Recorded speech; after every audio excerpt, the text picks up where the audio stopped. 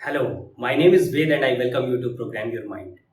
आज इस वीडियो में मैं आपके साथ शेयर करने वाला हूं 7 रूट कॉजेज जिसकी वजह से किसी भी इंसान का सेल्फ कॉन्फिडेंस लो हो जाता है। और ये बहुत जरूरी है कि आप इन रीजंस को समझें और आइडेंटिफाई करें कि इसमें से कौन से रीजंस आपकी जिंदगी में एग्जिस्ट करते हैं जिन्होंने आपके कॉन्फिडेंस को लो किया है। आइए शुरू करते हैं। सबसे पहला जो रीजन है दैट इज योर अपब्रिंगिंग। आप किस तरह के इन्वायरमेंट में अब्रॉड किए गए हैं, दैट मीन्स आप किस तरह के परिवार में हैं, किस तरह के रिलेटिव्स या फ्रेंड सर्कल्स में हैं जिसमें आपकी अपब्रिंगिंग हुई है।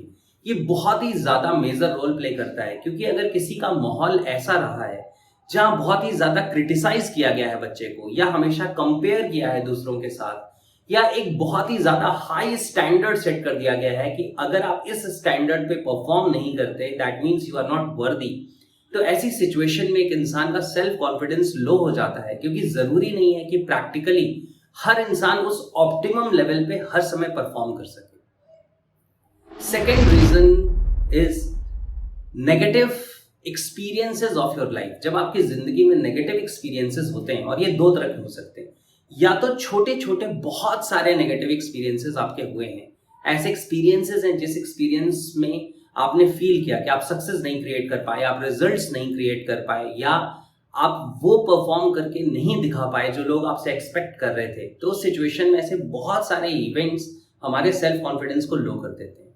या कभी कभी ऐसा होता है कि कोई एक मेजर इवेंट होता है, सपोज करिए कि आपके स्कूल या कॉलेज में पूरा क्राउड वहां पे मौजूद था और आपको स्टेज पे जाके कुछ बात करनी थी, कोई स्पीच देनी थी या कुछ प्रेजेंट करना था, और उस दिन ऐसा हुआ कि किसी रीजन से आप वहां पे परफॉर्म नहीं कर पाए और शायद आपको एक एम्बैरेसिंग सिचुएशन फेस करनी पड़ी, या लोगों ने आपका मजाक उड़ाया। तो वैसी सिचुएशन में कई बार एक इवेंट ही काफी हो जाता है किसी भी इंसान के सेल्फ कॉन्फिडेंस को लो करने के लिए, राइट।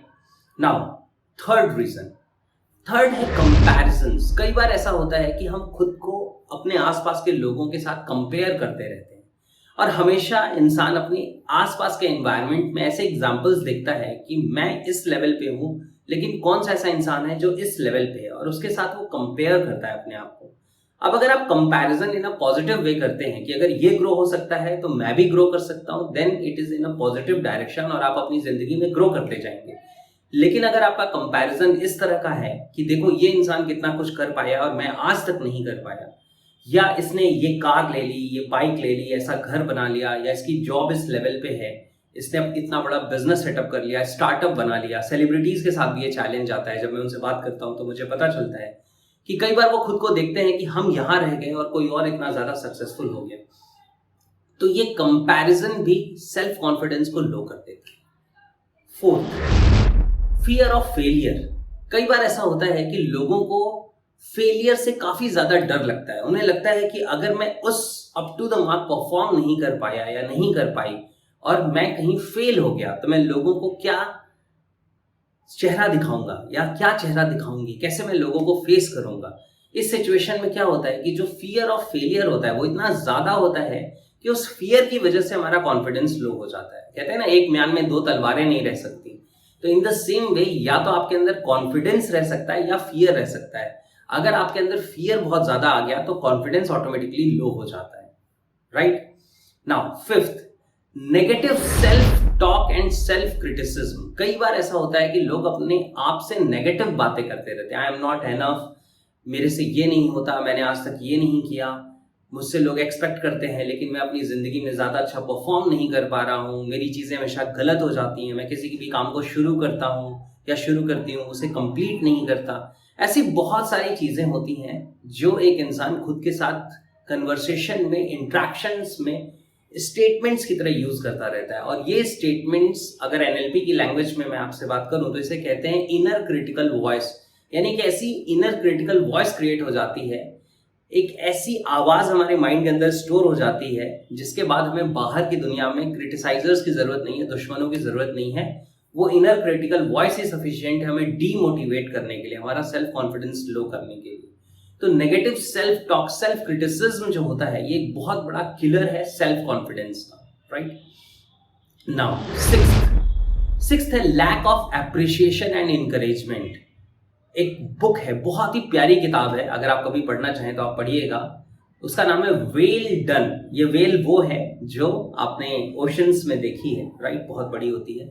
व्हेल डन, इस किताब में वो कितनी अच्छी बात कहते हैं कि अगर आप किसी भी इंसान के किसी बिहेवियर को डेवलप करना चाहते हैं तो आप आइडेंटिफाई करें, आप देखें कि कब वो इंसान वो सही बिहेवियर कर रहा है, और जैसे ही वो राइट बिहेवियर को अडॉप्ट कर रहा है, परफॉर्म कर रहा है, आप उसे अप्रिशिएट करिए। जब आप उसे अप्रिशिएट करेंगे तो उसका वो बिहेवियर ही ज्यादा बढ़ हो जाएगा, दैट मीन्स वो बड़ा हो जाएगा, वो उसके अंदर इंटीग्रेट हो जाएगा, उसकी पर्सनैलिटी का पार्ट बन जाएगा। तो बहुत ज्यादा जरूरी है कि हमारे पास एक ऐसा एनवायरनमेंट हो जहां पे हमें अप्रिशिएशन मिले, जहां पे हमें इंकरेजमेंट मिले कि yes you can do it, जहां पे हमें अप्रिशिएट किया जाए कि तुमने अच्छा किया। और जब इस एनवायरनमेंट से हम दूर रहते हैं, that means lack of this environment रहता है, तो उस सिचुएशन में भी एक इंसान का सेल्फ कॉन्फिडेंस लो हो जाता है। कई बार आपने ऑब्जर्व किया होगा, मैंने तो ऑब्जर्व किया है पर्सनली, कि जब कोई इंसान किसी ऐसी कम्युनिटी का पार्ट बन जाता है, जैसे मेरी NLP फैमिली है, या कोई इंसान किसी नेटवर्क मार्केटिंग ऑर्गेनाइजेशन में जाता है, किसी अच्छी कंपनी में, तो वहां पे लोग हमेशा कहते हैं कि if I can do it you can do it too, अगर मैं कर सकता हूं तो आप भी कर सकते हैं, और इंसान का सेल्फ कॉन्फिडेंस रेज होता चला जाता है, right. Now seventh and the final point, जो बहुत ही ज्यादा लॉजिकल है, अगर किसी भी फील्ड में आपकी नॉलेज ही कम है, आपकी एजुकेशन ही कम है, तो उस सिचुएशन में आप ज्यादा बेहतर कॉन्फिडेंस के साथ परफॉर्म नहीं कर पाएंगे। अगर आपका एग्जामिनेशन है और आपने प्रिपरेशन ही नहीं किया, आपने पढ़ाई ही नहीं की है, तो आपका कॉन्फिडेंस कैसे हाई होगा? तो बहुत सिंपल है इस बात को समझना कि प्रिपरेशन की तो जरूरत हमेशा ही है। If you are well prepared और उसके बावजूद भी आपका कॉन्फिडेंस लो है, तो फिर आपको कॉन्फिडेंस को इनहैंस करने के लिए NLP जैसे साइंस की जरूरत है, राइट। तो मैं चाहता हूं कि आज कमेंट सेक्शन में आप मुझे कमेंट करके बताइए कि अगर आपका कॉन्फिडेंस कभी लो हुआ है तो इन 7 रीजंस में से वो कौन कौन से रीजंस है जिसकी वजह से आपने लो कॉन्फिडेंस को अपनी जिंदगी में फील किया है, राइट। साथ ही मैं इस संडे यूट्यूब लाइव कर रहा हूं that how you can raise your self confidence with the help of NLP, यानी कि science of mind, neuro linguistic programming की मदद से कैसे आप अपने कॉन्फिडेंस को बिल्ड कर सकते हैं, बूस्ट कर सकते हैं। और be the part of Sunday live session, जहां पे मैं आपको हेल्प करूंगा अपने कॉन्फिडेंस को रेज करने के लिए with the help of NLP। So live the life that you deserve, and I will see you in the YouTube live.